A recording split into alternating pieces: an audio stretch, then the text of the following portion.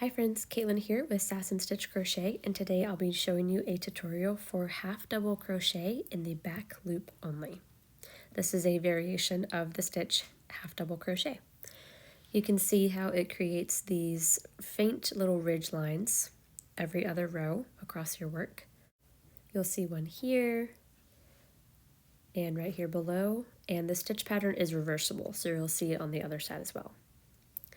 So the half double crochet stitch has 3 loops at the top of each stitch.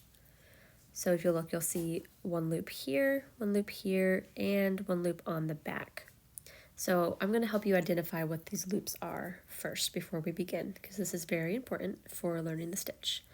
So along the top here, this is the very top view of your stitch. So just like any other stitch, you have a back loop, and you also have a front loop. That's at the very top of your stitch here. But then if you look at your work flat, you'll see another row of loops right here, which is right below the front loop. This is called your third loop. So when you're looking for where your back loop is, it might be a little bit confusing because you have this extra third loop. You might think that this top loop here is your back loop, but really you need to look from basically bird's eye view at the very top of your stitches. You can identify the top where your chain is coming out from, and right through here you can see you've got a front loop and a back loop.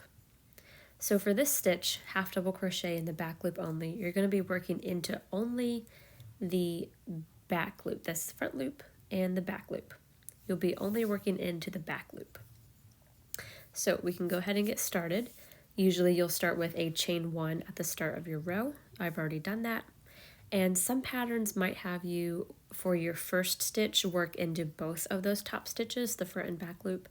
So I'm going to do that just for the first one here. It just keeps your work clean. So you'll yarn over, insert into both of the top stitches, and work your half double crochet. Now for this next one, you'll yarn over,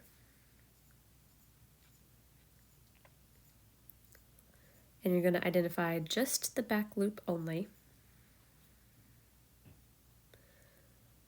You'll insert your hook into just that back loop, yarn over, pull through just one loop on your hook, yarn over and pull through all 3 loops on your hook. Again, we're going to yarn over, insert into the next back loop only, yarn over and pull through 1 loop, yarn over and pull through all 3 loops on your hook. Let's do that one more time together. We'll yarn over, insert just into the back loop, yarn over and pull through 1, yarn over and pull through all 3. And that is the half double crochet in the back loop only. You can see that by working in just the back loops, it's pushing that front loop and that third loop forward, and this is going to create that ridge line across your work that you see down here. It's going to create that ridge line across this row, and it also creates ridges on the back when you're working the next row. So you can continue that all the way across, or however your pattern is directing you to do so,